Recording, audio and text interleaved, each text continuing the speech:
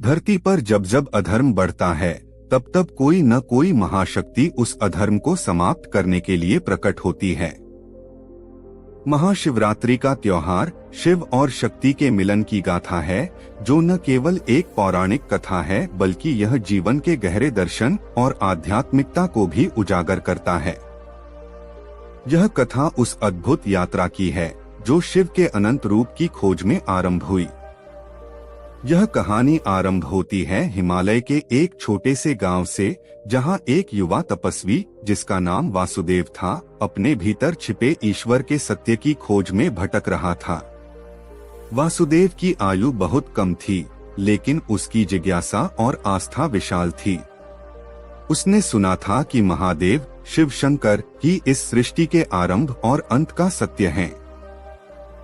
शिव ही वह शक्ति हैं जो सृष्टि की हर गतिविधि के पीछे कार्यरत हैं। वासुदेव के मन में महाशिवरात्रि की रात को शिव से मिलन का संकल्प जागृत हुआ।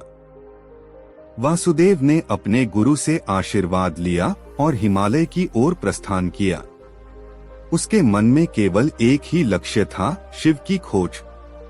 वह सुनसान जंगलों और ऊंचे पहाड़ों से होकर गुजरने लगा। हिमालय की चोटियों पर बर्फीली हवाओं और भयंकर ठंड ने उसकी परीक्षा लेनी शुरू कर दी। लेकिन वासुदेव अडिग था। उसे विश्वास था कि शिव कहीं न कहीं इन हिमालय की ऊंचाइयों में बसे हुए हैं। रात के समय जब पूरा संसार अंधकार में डूब जाता था, वासुदेव ध्यानस्थ होकर शिव का आह्वान करता। महाशिवरात्रि की रात करीब आ रही थी और उसे विश्वास था कि इस पवित्र रात में शिव उसे दर्शन देंगे। जंगल में विचरण करते समय वासुदेव का मन अक्सर विचलित हो जाता। एक दिन उसे एक गुफा में बैठा एक वृद्ध तपस्वी मिला। तपस्वी की आंखों में एक अनोखी चमक थी और उसकी वाणी में अद्भुत शांति। वह तपस्वी ही महर्षि नारद थे, जो देवताओं और ऋषियों के बीच संवादक के रूप में प्रसिद्ध थे। नारद ने वासुदेव से पूछा, वत्स, तुम किसकी खोज में हो? वासुदेव ने जवाब दिया, मैं महादेव की खोज में हूँ, जिनकी कृपा से मुझे सृष्टि का सत्य जानना है। नारद ने मुस्कुराते हुए कहा, शिव केवल बाहरी रूप में नहीं हैं, वे तुम्हारे भीतर भी हैं। तुम्हें उनकी खोज बाहर नहीं, अपने भीतर करनी होगी। वासुदेव इस बात को समझ नहीं पाया। नारद ने उसे एक मंत्र दिया, नमः शिवाय। उन्होंने कहा, महाशिवरात्रि की रात इस मंत्र का जाप करते हुए ध्यान में बैठना। तुम्हें शिव का साक्षात्कार अवश्य होगा। महाशिवरात्रि की पवित्र रात आ गई।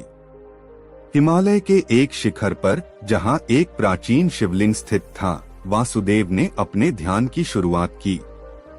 उसने नारद द्वारा दिए गए मंत्र का जाप करना शुरू किया। जैसे जैसे रात गहरी होती गई, वासुदेव का ध्यान और भी गहरा होता गया। उसकी चेतना धीरे धीरे उसकी आत्मा की गहराइयों में उतरने लगी। उसे अपने भीतर से आवाजें आने लगीं। यह उसकी आत्मा की आवाज थी, जो उसे शिव के दर्शन के निकट ले जा रही थी। धीरे धीरे उसका शरीर शून्य में विलीन होने लगा।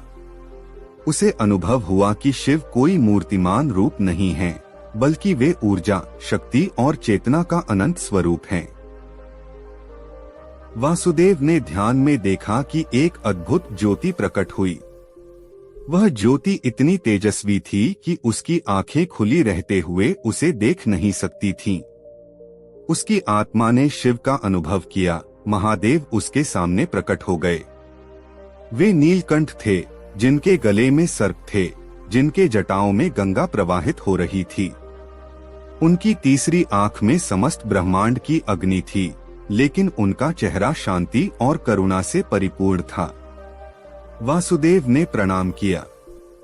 महादेव ने कहा, तुमने अपने भीतर शिव को पा लिया है, क्योंकि शिव तो अनंत और सर्वव्यापी हैं।